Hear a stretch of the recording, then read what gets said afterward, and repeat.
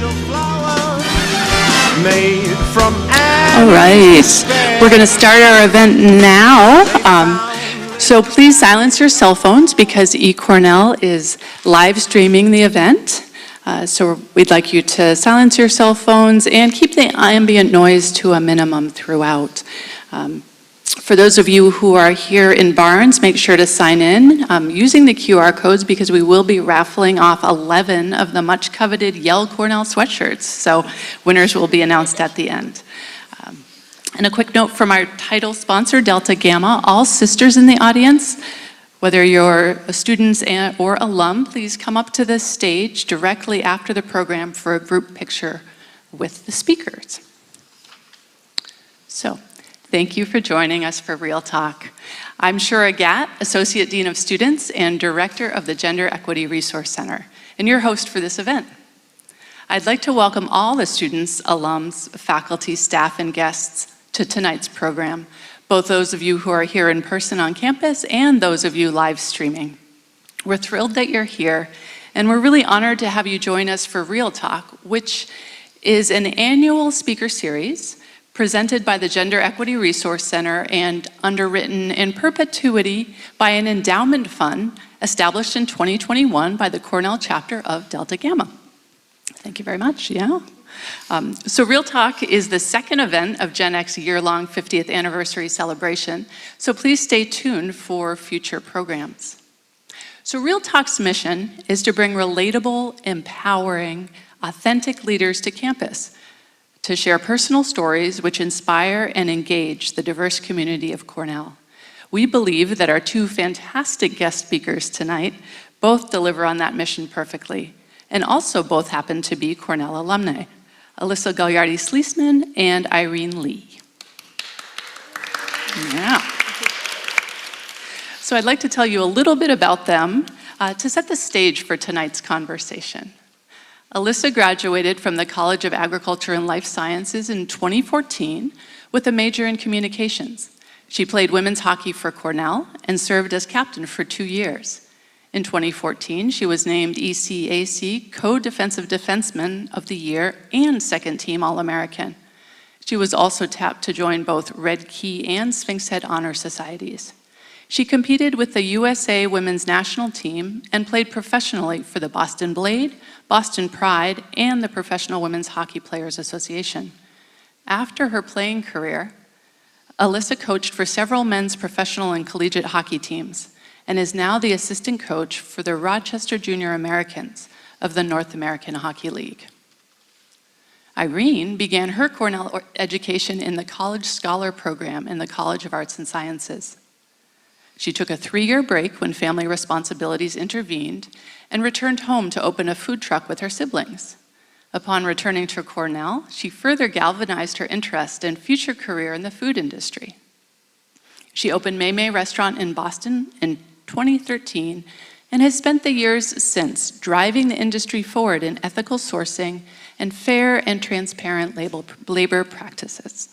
She is co-author of Double Awesome Chinese Food and the just published Perfectly Good Food, a totally achievable zero-waste approach to home cooking. Moderating our discussion tonight will be Alexa Booten. Alexa Booten, yes.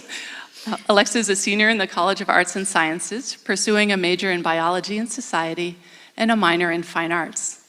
Alexa joined the Real Talk Planning Committee in the winter of 2022 through Delta Gamma, assisting with the original creation of the speaker series as well as the delivery of last fall's inaugural event. Our other student moderator is Maddie Demers. A junior in the College of Agriculture and Life Sciences, majoring in information science with a minor in business. Maddie joined the Gender Equity Resource Center as a student employee in 2022, as a programming and outreach coordinator, and joined the Real Talk Planning Committee last spring.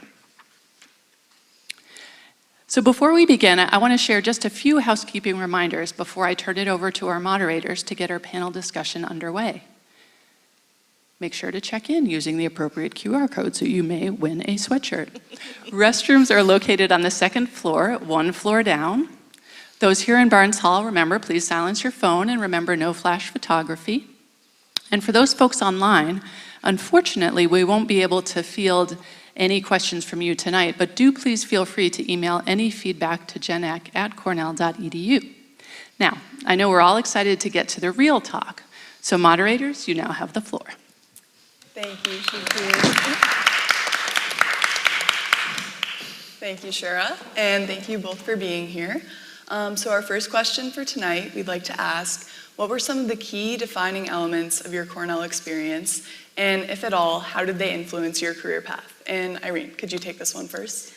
Yeah, being a student in the College Scholar program is kind of a trip because College Scholar means you have no distribution requirements and you just have to write a thesis and then they give you a diploma. So I was able to explore so many different departments, all the different colleges except for hotel, which is the field I now work in. But I took all these classes that I honestly probably had no business being in, but just got to explore so many unusual things. I took a course about the anthropology of Cornell University. I took fly fishing for PE credit. I'm a master composter, and all of that is because College Scholar basically says, like, we trust you, go at it. And like that course catalog has a lot of stuff in it. So you could really take that in any number of directions. And I think that as I move forward in my career, I'm still really open-minded about how I spend my time and what kind of projects seem worthwhile. And I think that spirit of wanting to explore and just being open to like, who knows what'll happen if I take fly fishing for PE credit. I caught an amazing walleye at Whitney Point. I was so proud. But who knows what'll happen? And so I think that is one of the kind of themes of my career, is just trying to say yes to as many opportunities as possible and being willing to see the value in almost any conversation or meeting any person. Thank you. And Alyssa? Yeah, that was good. Yeah, I can't emphasize enough saying yes to as many things as possible, especially while you're here.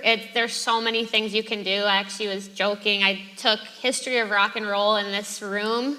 Took a pass-fail, but I wrote a 5-page paper on Bon Jovi, Living on a Prayer. So I know a lot about that song, if you guys have any questions.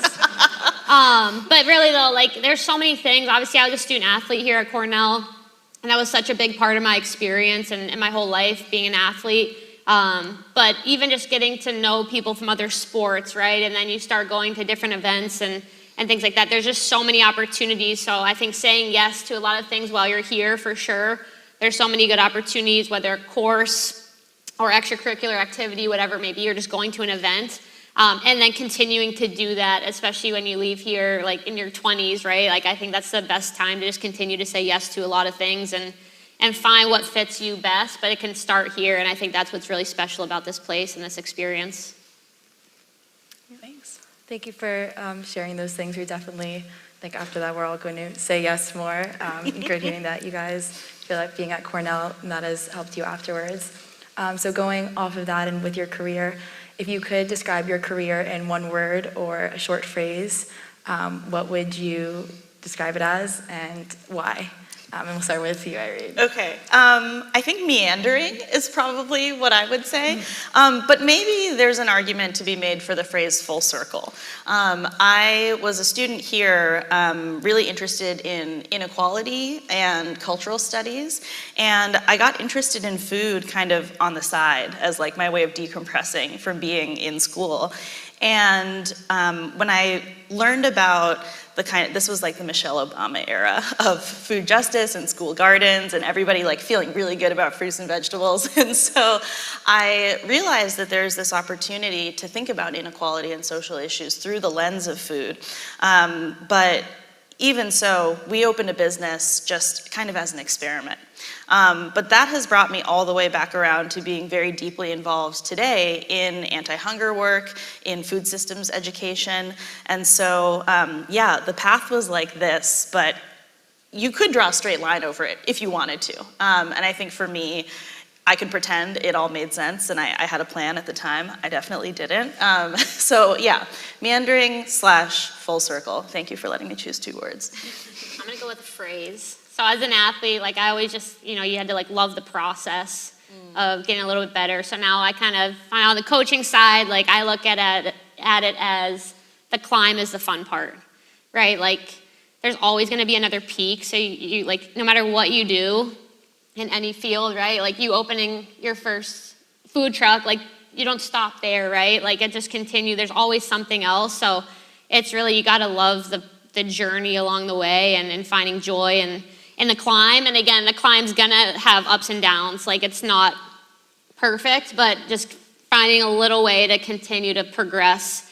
Like, I used to always say as an athlete, like, I want to get 1% better every day. And then now I'm like, 1% is way too big, right? Like, some days it's 0.0001, but it's something. And so I think for me, like, that's how I approach the career path now, is just like the climb is the fun part of it, right? Like, there's always going to be a next peak to get to, but you got to love the process along the way. Thank you both for those words and phrases. I think that's a really good way to, try to collect a year's many long experience in just a short little bit. So thank you for doing that.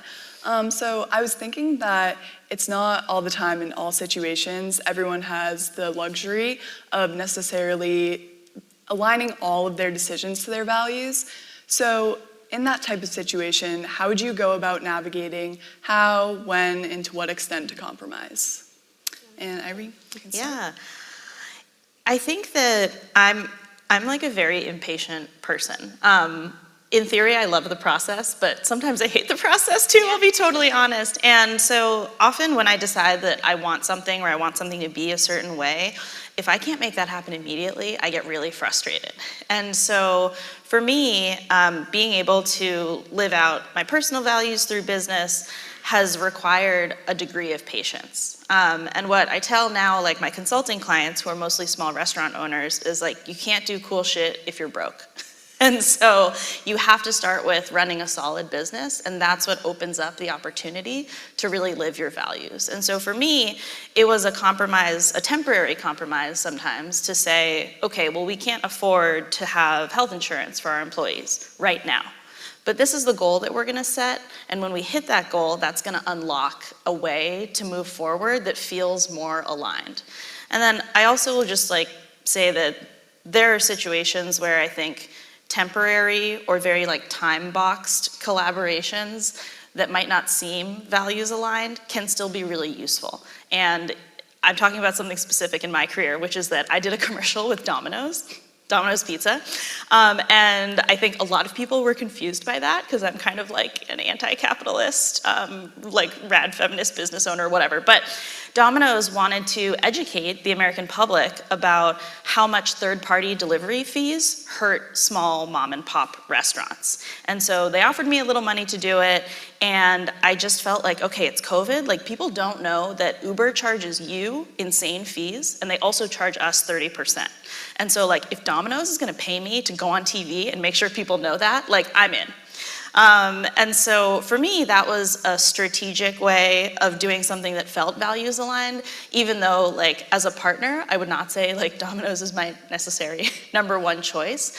But I think that I believe that like, I don't know if the ends justify the means per se, but like in a certain moment, you can find yourself collaborating with people who you might not have expected, and that can still get you where you want to go. That's a good one. Mine's a little different. I think with like the coaching aspect, obviously professional hockey on the men's side is very male dominated in the coaching. And I felt like early on when I was like, okay, I want to go into coaching, I want to try and work my way up to the professional level. Like I felt like I had to make it a lot about me, like posting about what I was doing and things like this, just to like feel like I had to get my name out there, or I don't know, get seen somehow. But like it was so unnatural to me. Like I hate doing that, but I just felt like I had to kind of differentiate myself, or whatever it may be. So, but then as you go, you realize like it's not about you. It's about the players you're trying to help. It's about getting results for them and being really kind of like of service to others in their own journey. And that's kind of once I kind of like realized like it's not about me at all, right? Like as a coach or teacher, professor, like, right, it's all your ego. If you think it's about you, it's really about helping people get to that next step in their own journey. And so when I really just kind of transitioned to like realizing like, what am I doing? Trying to make it about myself when it was so unnatural, I think that was when it was just like, you just really settle in and you're like, yes, I'll do whatever it takes to help get someone else to that next level. And then things just kind of fall into place. Thank you. It's great hearing those kind of different opinions or ways that you go about dealing with compromises and thinking about your community and how to kind of stand up for and do the things that you do believe in. Kind of going off of that, would you mind sharing experiences where you had to break barriers or kind of forge new paths, and then how you stay true to your values in doing those things and navigating those new areas or those new barriers? Sure. I think for me, the restaurant industry really needs new paths forged in it and needs barriers broken. And so every single day I feel like I read about restaurants who are doing X, Y, or Z thing differently, and I feel so inspired by that. One thing that we did actually just before COVID was we published our business's profit and loss statement. We always look at the profit and loss statement with our whole staff, which is already fairly unusual. And then we published it to our community. So we had a little event in February 2020, and we invited journalists, we invited our guests, and other restaurant owners to actually come look at our profit and loss statement. Like, what did we spend on kitchen towels, and what did we spend on labor, and what did we spend on ingredients and rent? And for me, that felt really scary. And my mom was like, why would you tell anyone about your numbers? And I felt like I wanted to move the industry into a place where we could have more candid conversations. And so in order to do that, I did feel like, okay, I have to be first. And so we planned this event with a lot of intention. It wasn't something we did, kind of as a snap decision. But I think that for us, that was breaking barriers, not by trying to be the best or the smartest, but just by being the most open. And that felt really true to us and did jumpstart a lot of conversation. And then when COVID arrived, everyone was like, oh yeah, independent restaurants are in huge trouble. And so for me, I think that was one example of, a time where I did something that maybe made no sense on paper, but we felt like really paid back in full to us in the conversations we were able to have, the relationships that we formed. And now I feel like more and more restaurant owners are posting on social media about like, fry oil used to be this much and now it's this much, and that's why your French fries cost what they cost, right? And so that for me is really exciting to keep seeing.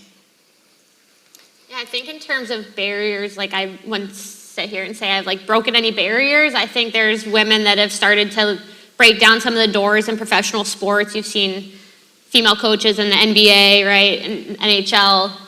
Now there's starting to be more and more opportunities. And I think the biggest thing actually goes back to your point about preparation. I think no matter what route you're going down, whether you're the first or the 10th or the 1000th, like you have to go in prepared and bring something tangible that you can offer, right? So I don't think it necessarily matters. I think being the first obviously takes a lot of preparation because you're setting kind of the standard. And obviously the women that have come before me in professional hockey, like they've had to probably deal with a little bit of a harder path. Like they've really had to open that door and they can't really fail, right? Because then it closes the door behind them. So I'm kind of a benefactor of some women that have come before me and really have done their job exceptionally well. But I think even for me, right, like it's still, I'm in the minority and I feel like I have to go in very prepared to offer value no matter what, right? And I think maybe I feel like I have to do it a little bit more because I'm a female in a male-dominated industry, but I think no matter what route you're going down, I think preparation is just so important and making sure that you can go in confidently because you've put in the work, whether it's for me watching like a ton of video on various players so I could go in and speak intelligently to their game or the areas of opportunity, whatever it may be. And sometimes it doesn't come up and you go in prepared and you didn't get the chance, but you went in knowing that like if it came up, you had that opportunity to see a crack and go for it. So I think that's the biggest thing with any kind of barrier, whether it's being the first or whatever it may be, but just having that preparation, that mindset to go in, offer value, and be of service to others. Yeah, thank you both for sharing. Those are such inspiring stories to me, and I'm sure others listening as well. So I'd like to ask you to please describe the role that community has played in both your personal and professional lives, and if you've built a support network, any advice that you might have to those listening about how to do so. And Irene, if you want to start. Yeah. Well, I have the immense privilege and pleasure of running a business in the city that I grew up in, which means my mom's always around. And it means that we have some kind of home field advantage. Everyone's rooting for us.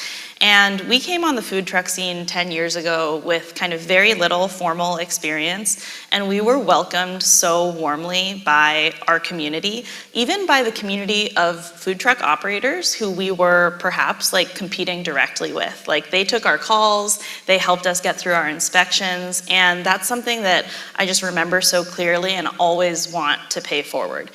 And I think community has continued to be so important as we've created Maymay. We've employed more than 200 people over the last 10 years. And so when you think about all of the, not just individual workers, but their friends, their family members, and how we have impacted them, probably both positively and negatively, if I'm being completely honest, like the way that that has had a ripple effect is something that I think a lot about. During COVID, we also had to think about our community outside of just like our paying customers. There's so much suffering in our immediate sphere.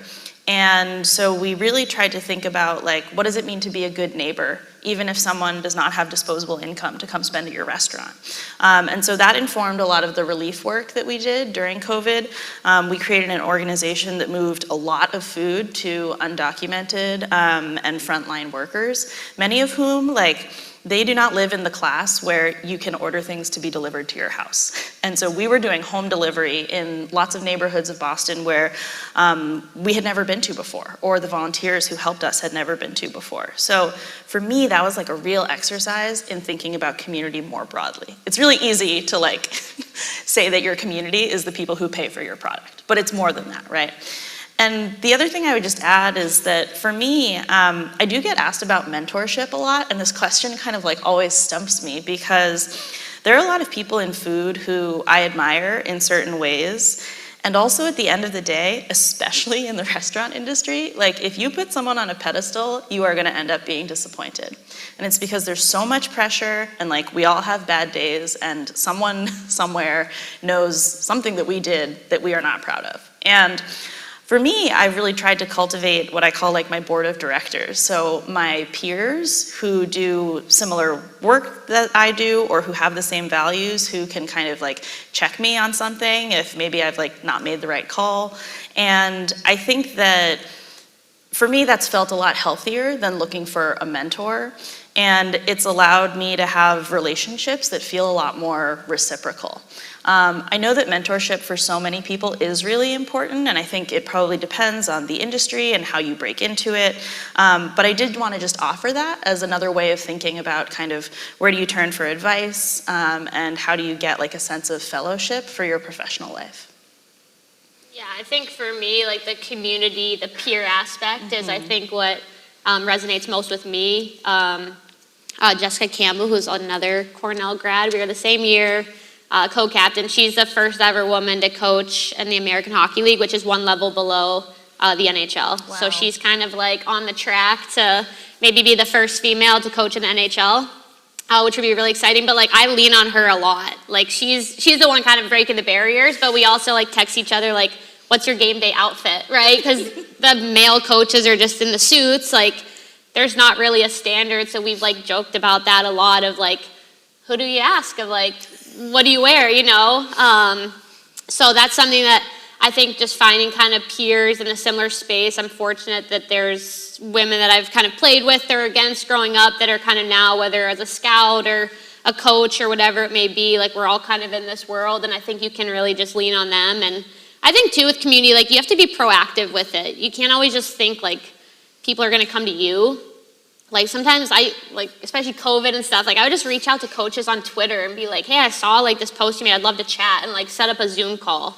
And then you end up kind of keeping in touch with them and just being kind of like an opportunity to connect and network a little bit, but also, you know, you run into people along the way. It ends up being a small world, and I think no matter what industry you're in, I think you always kind of 1 or 2 degrees of separation from a lot of people. So just continuing to be proactive and reaching out, building your community out, and then, you know, offering value and being supportive of them as well, and kind of making it that reciprocal peer-to-peer relationship, I think is a huge part of a support system, no matter what you end up doing.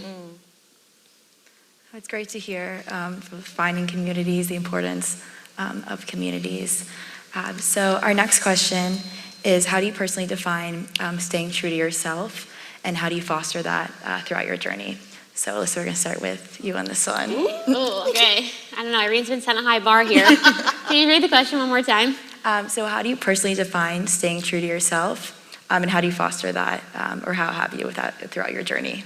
Yeah, I think honestly, like I know I mentioned it before, but I think saying yes to a lot early on allowed me to kind of find my voice and what I could bring that's different as a coach. So again, like I'm the only female coach on a male staff, but I think I can bring, like, it's kind of comical, but like they don't think about some of the things in the same way. So I think I really kind of leaned in and found that like I could bring some ideas that they've never thought of, not necessarily like hockey tactics or things like that, but just like a different way of how we can develop these athletes for success. And I think I got that through saying yes to a lot, figuring out what I was good at, what I wasn't so good at, and kind of honing that over the course of a few years.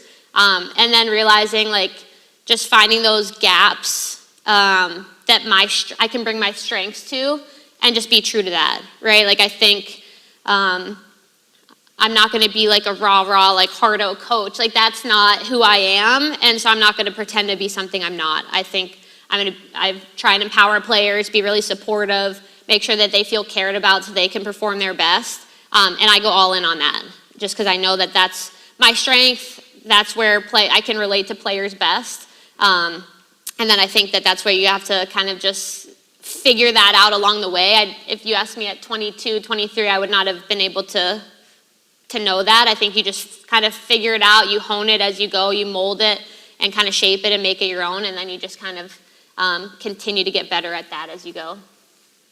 I really love that, because I think something that I'm hearing you say is like you have to let your own weaknesses be other people's strengths, and like vice versa. And so part of also building a community is like connecting with the people who bring the right things to the table. And also like we don't have to be good at everything, and none of us are. Yeah. So pretending that we are, like you said, there's no point. And obviously like we all have to be relatively proficient in a wide array of things, but finding a place for yourself where you can really hone in on what feels good and what feels right, and what, you know, I listen to my gut a lot. That's kind of the first thing I thought of when you asked this question. And I think that, you know, the gut is a real, like scientifically, like it kind of is a decision maker. It moves faster than your brain.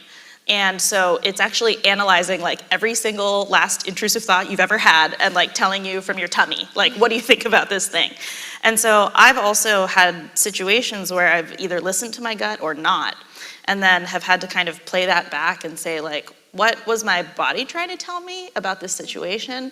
And so to kind of loop that back to your point is like finding those moments where you're like, oh, like you have the aha moment, or you have the moment of like the light bulb going off and you see the opportunity. I think that's also kind of a version of following your gut. And I think when I think about staying true to myself, it's like, if it feels wrong, then it probably is. Yeah. Yeah, thank you both so much. One thing I was wondering about is how you go about fostering inclusive and supportive work environments so that you can support your employees, or maybe in your case, players, in having them be true to themselves as well. And Alyssa, do you want to start? Yeah, sure. I think for me, just like an openness to discussion. Like I ask a lot of questions just to like understand where, like whether it's a player or another coach, like where they're coming from. whether it's about a performance or an idea or whatever it is, I think just kind of being really open to dialogue and discussion, and bringing new ideas, right? I think collaboration is so important in terms of creating that environment, is feeling comfortable that you can bring ideas to the table. They're gonna be heard, right? I think that's the biggest thing is you wanna feel that whatever you kind of bring, you wanna make sure that it can be, considered and everything like that. And I think that's the biggest thing for an open, inclusive environment is really respecting everyone's thoughts, understanding where they're coming from on these things, and then moving forward with collaboration. Yeah, I so agree with the openness. And I think one version of that for me is trying to say things that, in my mind, don't need to be said. And kind of going the extra mile to make sure everybody knows that, we want you to take care of yourself, or like you should not try to come in on your day off and work. Or I think there's so many ways that in a position of relative power, it's easy to think that the people we work with know what we're thinking and can read our minds, and vice versa to an extent, but it can be a lot more problematic when the person in power has that perception. I think back to, we do a lot of bystander intervention training with our team because sometimes people are crazy. And so we have all of these ways that we try to tell our staff, hey, if an interaction at the farmer's market is going sideways, here are a bunch of things that you can do to kind of take back your power, to maintain your safety. And over and over again, we hear from people who have worked in the industry oh, I never knew I could do that. Or no boss ever told me that was okay. We had one incident where somebody came up to the food truck and actually stole our cash bag out of the window. Shouldn't have been in the window, but who cares? It had $150 in it. And my employee actually ran after this person and accosted them in front of the Boston Public Library. And who knows what could have happened? Thank goodness nobody was injured. And I was I can't believe I have to say that your safety is more important to me than $150 in the bag. But I guess I do.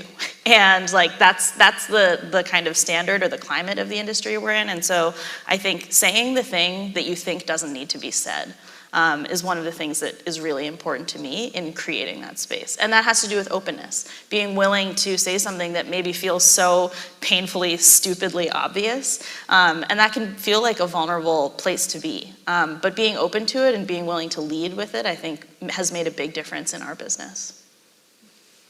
Thanks. I think we're definitely all going to think about how we interact with others and show appreciation for others and just being open in our various spaces.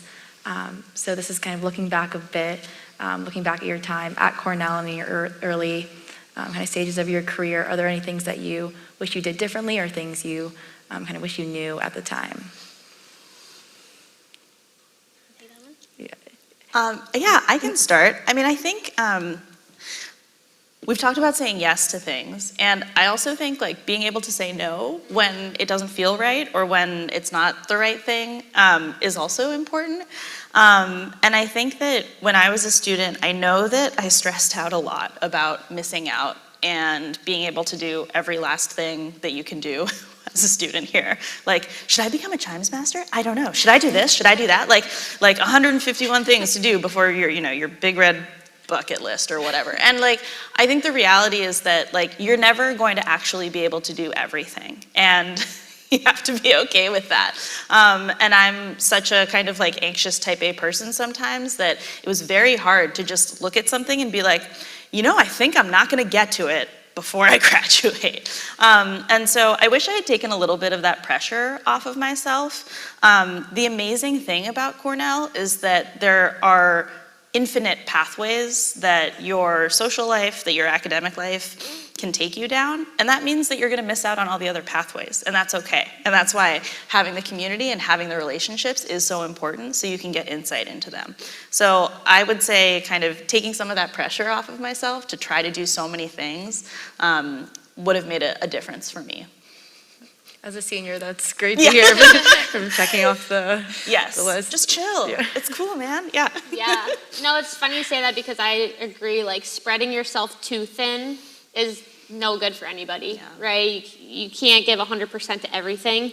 And then obviously the kind of self-care aspect of it too, where you're some days right here, no matter what you're doing, you're just trying to keep afloat, right? Sometimes you're just trying to keep your head above water, like with classes, socials, sports, whatever you're doing.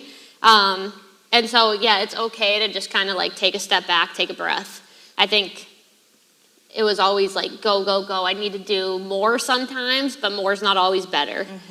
So I think, yeah, just reflecting. I think I would have done a better job maybe like self-reflecting a little bit instead of trying to be like everything to everyone, of like a good leader, a good athlete, a good student, right? Like, I think being okay with making sure you take a step back, reflect on where you're at. If you need to just like take a deep breath, that's good, right? Like, that's not a bad thing. And then I think the other thing too is like, you don't need to know what you're gonna do when you leave this place.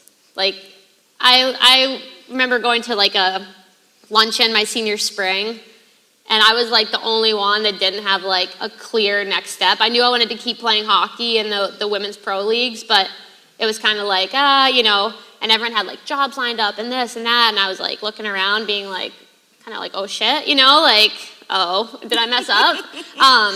But like, to be honest, a lot of those people left those jobs within 6 months. Yeah, Which totally. is fine. Yeah. That's good for, like, right, it's to try things, right, to get experience, whatever you need to do, but like, it's not the worst thing to like leave this place and not have like your dream job lined up, because it's not gonna happen. And then once you leave here, right, like no one really cares what your GPA is once you get your first job. So like, yes, do well, like work hard, but at the end of the day, like once you get that first thing on your resume, no one's asking for your GPA. So just keep that in mind. Yeah. If I could, I would just briefly recommend Emergent Strategies by Adrienne Marie Brown, which is a newish book. And I think so much of kind of academic life is all about like setting goals and then working to the goal. And like, I believe in that, and I tell my clients that. And also, like, if you're trying to create a vision to work backwards from, the limit is your imagination. And your imagination is limited by what's already out there. But we all know people who are out there creating brand new things that they never imagined, or they only imagined as soon as they got to the like precipice of doing that. And so I think, like, if I had 10 years ago said, like, here's my vision for 2023, and I'm just gonna figure out how to get there from here, like, my life would be so much smaller and less cool and less fun because of the limits of my imagination. And so I think that, like, I would advocate for folks to allow the kind of like road to open up, as you're saying. Like, you can have a goal and meet it, but everything's gonna change between now and then. Yeah. And then everything's gonna change after. And so I just really wanna echo that, because I think that's such great advice.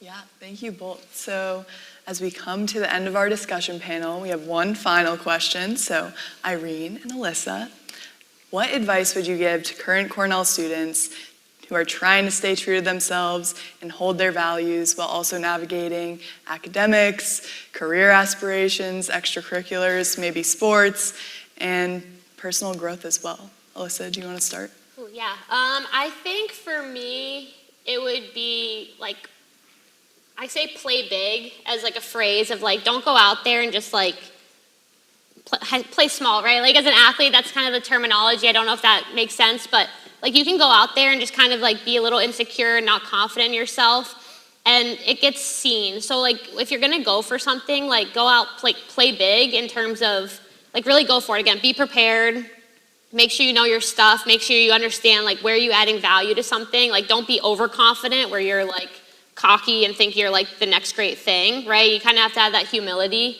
But when you're gonna go for something, like go for it and be really confident in yourself. And it doesn't work out, it doesn't work out. Like, there's always something else. So I think I went into some career opportunities and things like that, thinking like I was putting limits on myself.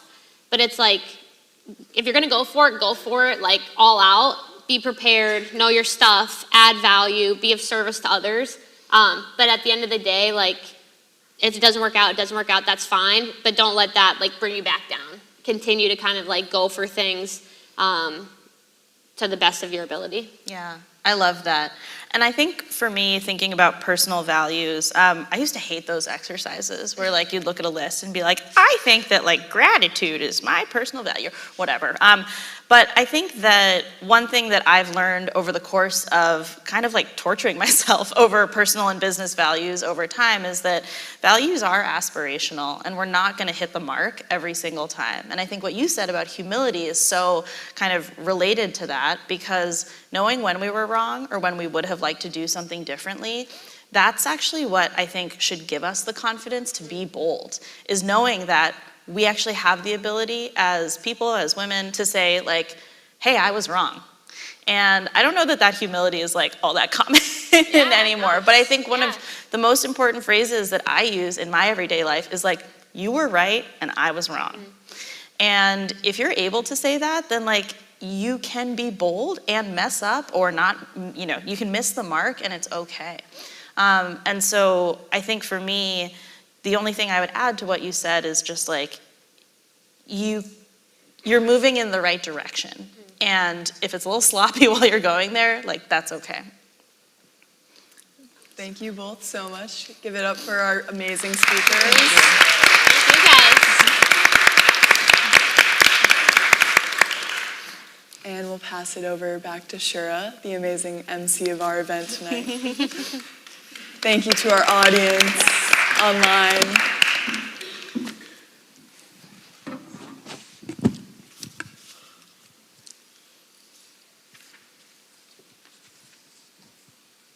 So yes, let's just give it up one more time for our panelists. Yes, thank you both very much, and moderators, thank you for moderating. So we have time for a few questions from our in-person audience here in Barnes. If you have a question, please raise your hand and Laurel is going to bring the microphone to you. And then if you could stand and introduce yourself and share your question, we'll see what our folks have to say.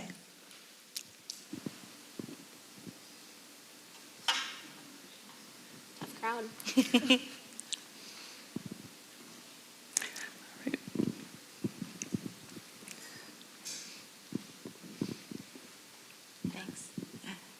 Hi everyone, my name is Kate. Thank you guys so much for being here. I just wanted to ask, this is geared a little bit more towards Alyssa, but both of you please feel free to answer. Have either one of you ever felt a pressure to do more in order to be valued as a woman in like male-dominated spaces and feel like you can't make a mistake and that there's almost like you're not allowed to grow because it's like, oh well, like you're a woman, right? Like how do you deal with that? 100%.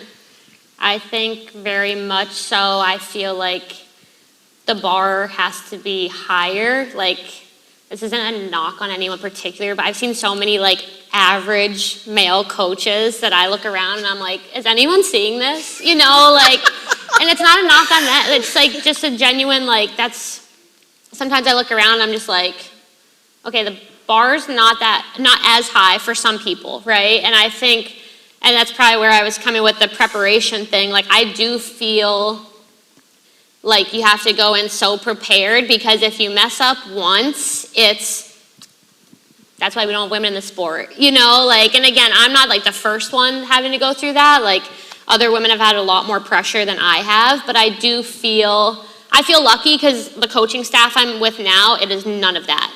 It is open, they make mistakes, it is so like collaborative, which I'm so grateful for. And that's the environment I think that will become more commonplace, at least in sports. But yeah, I think it's understanding that like that's how it is and that's okay. Like I'm happy to go and prove it that I'm fine, but I think there is that aspect of crap, I really don't want to, like, if I say one thing that's kind of like whatever, and there's one person in the room that happens to be like, see, that's why we don't, you know, like that's not a good feeling. I think it's less and less commonplace as we go, but I think it's just something you have to be aware of, and like, I like the challenge of having to like be on my A game, so I'm okay with it. And again, it's not like one person's opinion always matters, like you just move on, but I think it's it's something I definitely think about, and I think that's a great question, and I think it is still a thing that you have to consider in some situations, but feel grateful that I'm not in that situation currently, but definitely something that I have to think about a lot. Nailed it. I think the only thing I would add is like there are a lot of different reasons why some people work twice as hard for half as much. And what I think is extra important for folks in this room is when you're in power, how are you going to make it so that that is not what the people coming up behind you have to do? And that can be really hard because we internalize this stuff. And when you were talking about like always doing more, I was like, oh yeah, that's that asshole in my head who's like, you have to be doing this, you have to add that. And so I think that like for me, deprogramming starts with my own voice and then also looking at my team and the people who I work with and trying to free all of us from those kinds of expectations. So it's a great question, thank you.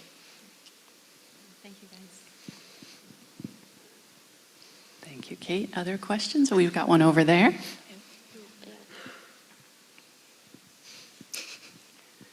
Laurel's getting her steps in.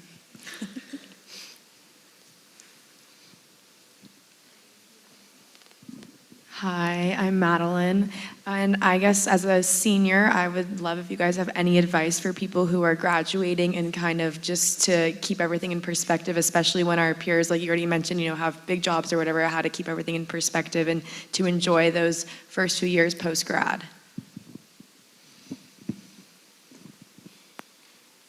I mean, I had a slightly weird post-grad experience because I was going back to work after 1 year of school and there was a big pause in there. But I think one thing that I would say is like, whether it's work experience, like life experience is experience. And like, it might not be the kind that you can put on your resume or like your LinkedIn or whatever. I love LinkedIn, by the way. But it is still, like everything is moving you in some direction. And so I would try to just keep that like in mind. I feel so sad when I hear people say like, oh, like that was a waste of time. Like, no, it wasn't. You learned something. You learned something that you didn't want to do, something that you didn't want to put your time towards, and like maybe you met someone in the course of doing that who's going to open some door for you later in life. So that would be kind of my 2 cents, is like it all goes in the bank. Yeah, I think that even just the opportunity to make connections, right? If it's not something you end up pursuing, but I think that's such an important part. And I would just say, like, again, don't compare yourself to other people's journeys.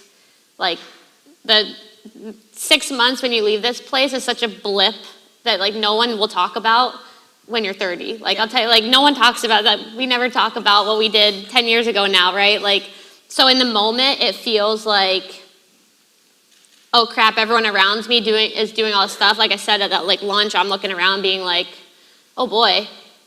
But at the end of the day, it's like, their path is their path, my path's my path, and like there's that, like it doesn't matter, right? Like this is your opportunity to go explore, do new things, do whatever it may be, and it'll work itself out, right? Like you just, again, you make progress towards something, and things kind of fall into place. So just kind of like trusting the journey, the process, and knowing that you don't need to compare yourself to someone else's highlight reel. Thank you. Is there a question? Oh, we've got a couple in the back. Hi, I'm Bella. I love that you all talked a lot about exploring possibilities and different paths within your careers, but I think a lot of times that comes with like the inevitable issues or problems when you're trying something new. So what is a challenge or sort of like upset that you faced in your career, and what have you learned from it, and how did you have to respond to that or change your mindset? What sort of things did you learn from those challenges? Yeah, I can start. I think for me, like when I was done playing competitively, I never thought I would get into coaching, but then I couldn't really imagine my life without hockey. I think for me it was, I moved back to Raleigh, North Carolina, where I grew up and worked for the NHL organization down there, but in more of like a grassroots girls hockey director kind of role, which was great. I'm very passionate about growing the game, getting more girls and women involved in the sport of hockey. But I felt like I was getting quickly pigeonholed into, oh, you're the girls hockey person. And I didn't want to be pigeonholed into that. So I I went back and I loved it. Like, I loved getting more girls involved in the sport for the first time and seeing the fun and the joy they had playing. But I didn't want to just be limited to that. So it was, yes, I want to go and start something new and build a foundation so that it would continue to grow hockey in the South and all these things. But I quickly kind of realized, like after a year or two, that I wanted something at a higher level. Like, I wanted to be challenged. I wanted to try and coach at the highest level I could. So it was trying that, realizing like I love it. I feel like I'm making an impact, but it wasn't kind of giving me that fire that I wanted. So it was kind of like, okay, I need to go a different route, you know, and it was hard to leave that. But I think it made me feel so much more fulfilled in terms of my own journey and like what I feel like I'm capable of to kind of do that. So it's starting something new, realizing like I love it, but I want something a little bit different, and then just trusting that and kind of going for a different route. I really love that story, and one thing that it reminds me of is a similar question I got earlier today, which was like, how do you like find the grit or like the courage, whatever, to not quit? And I was like, damn, I love quitting. I quit all the time. And I think that like there's value in quitting something when it's not serving you the way that you need to be served. So, I mean, COVID obviously was very disruptive to my entire industry, to all of us. And one thing that we had someone suggest to us after we closed the restaurant for safety reasons was, would we come to his local farmer's market and sell dumplings? And I was like, no, like, I don't want to do that. That's for startups. Like, that's for little companies that go to farmers markets. And like, we've been running this brand for 10 years. Like, we are going to open more restaurants, like when COVID's over, which I thought was going to be in like 3 weeks. And my two business partners were like, Irene, like, get real. Like, it's COVID, like everyone's a startup. And so that required some humility from me to be like, okay, I will drive the van to the farmer's market and see what happens.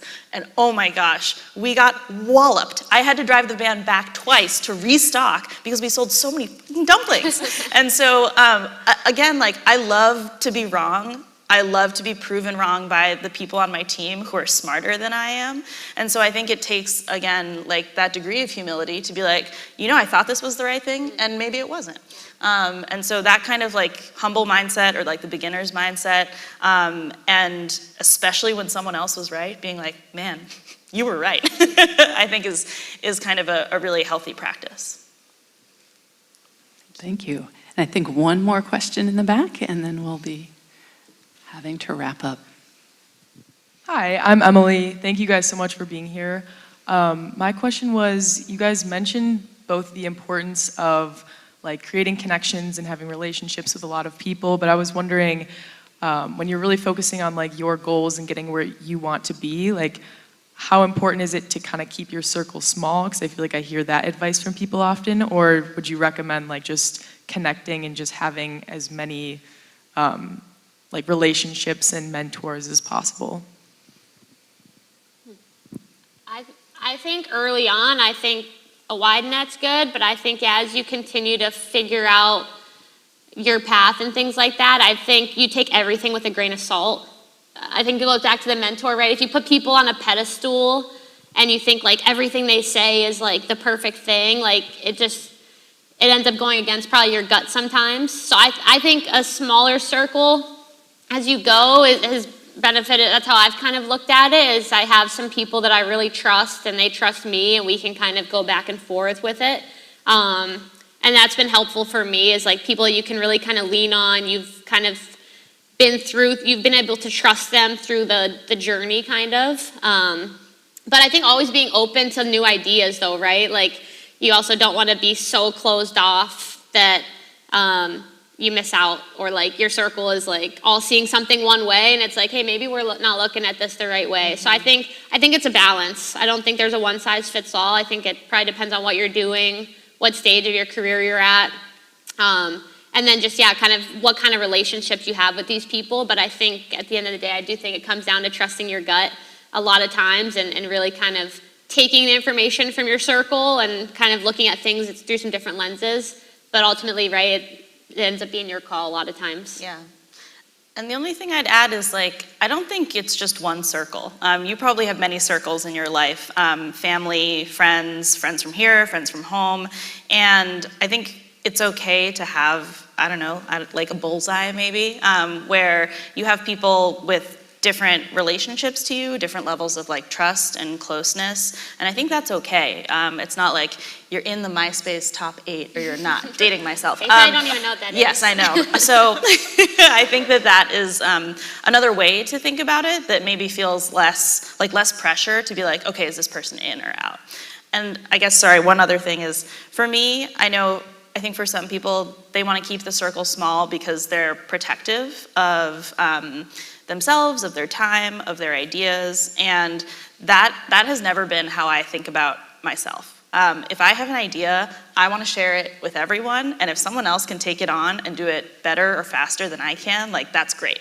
So I have a very kind of collectivist mindset about that, and I think that has, especially in my own company, allowed us to do so many things faster and more efficiently and probably better than if I had kept those things to myself. So if that's part of your question, that's sort of my perspective on that. Great. Thank you. Thank you, panelists, and thank you, audience, for those great questions. So we'll have to wrap things up here. So once again, please join me in showing our appreciation for tonight's fantastic panel. Thank you guys. Great job. Now, if you would be willing to briefly share your impressions of tonight's event, please connect with Karen, the videographer, who will be in the back, because we'd love to hear your insights, and this will get put into a promo video talking about Gen Ec, our relationship with Delta Gamma, and this Real Talk experience. And each year, we take your suggestions and make this event even better. So that's one of the benefits of you sharing what you think. So again, hook up with Karen in the back. So on your way out, you will receive an envelope with a thank you and a little treat and a post-event survey that we'd appreciate you filling out. So that, again, we know what to improve for next year. And last but certainly not least, the following people can pick up Yale Cornell sweatshirts just outside the main door. So are you ready? We have, and I will pronounce your names to the best of my ability. Kate Hannenberg, Elizabeth Brantley, Kate Zvolnik, Emily Sawicki, Natalie Rosenberg, Justine Burke, Mia Haynes, Mia Beam, Olivia Pierre, Georgia Lawrence, and Maya Nachman. So congratulations. And DG folks, don't forget, you're going to come up here right away. Thank you all for being here.